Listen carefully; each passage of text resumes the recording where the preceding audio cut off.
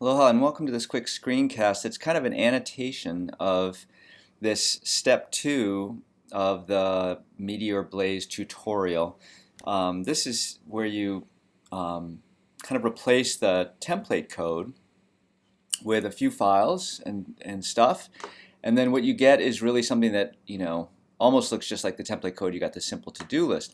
But I'm nervous that if you're real new to Meteor, you're going to be kind of lost almost right away. So I thought it might be useful for me to spend a second and go through all the files in here and try to give you kind of an annotated view of how things are. So first of all, following this experience, suggestions, I want to note that you've created an app directory. Inside there, you needed to create a client, or the client was there. You needed to create an imports directory. In there, you needed to create a UI directory, and in there, you created two files called body.html and body.js. And then you replaced in the client side, the main is now just the head, and then in this main.js, you just have this import statement. So from the Meteor in 50 minutes video, remember when you went through that one, which I hope you went through, you just did something very simple at the very top level. You weren't using this imports application file structure. And again, I hope you looked at my video about application structure, because we talked about the kind of the hello world structure, which was the structure used in the 50 minutes video. Now we're going to this ECMAScript 6 application structure, where we are going to use an imports directory to hold most of our code, and just have a very simple files at the top of the client and server level to kind of suck in the code, the specific code out of the imports directory that we're actually interested in. Okay, and so it's interesting to see how this importing process actually works.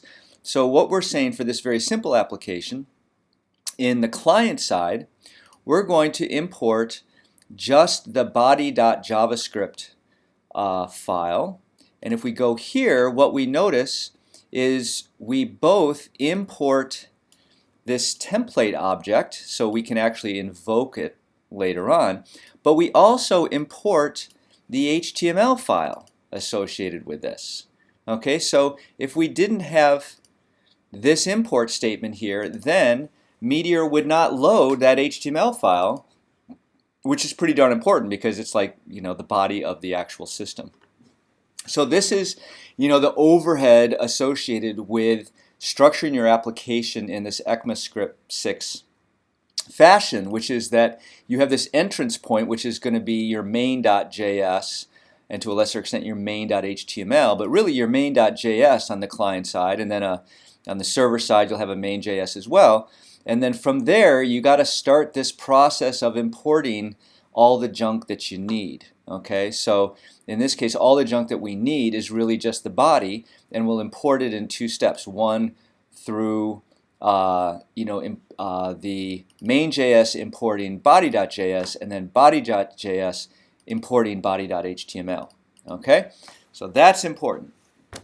The second thing that you gotta what might be a little new to you here is if you're staring at this code, you're going, okay, for each thing in the tasks object, I'm going to invoke this task template, and the task template is down here. But what about this tasks thing? Where the heck does that come from?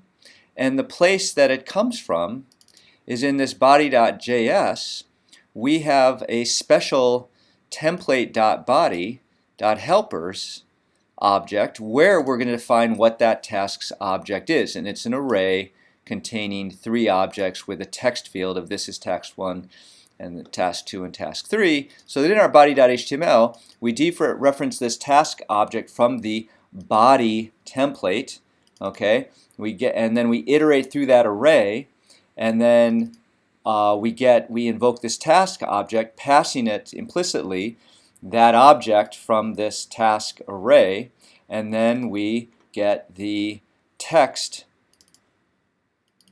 the value of the text field, okay, and put that into our to-do list.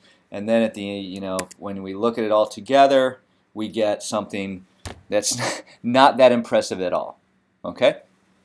Anyway, I think that's pretty much all the code here you have to be thinking about. Again, we have this template object, and unless we actually import it explicitly, when we're in the imports directory, we won't get it.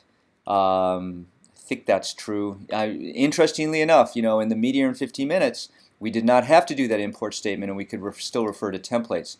So these global objects may still be imported, at least in some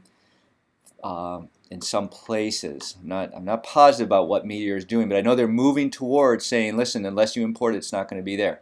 So they're being explicit about it here. All right, that's enough for step one. Hope you understand it.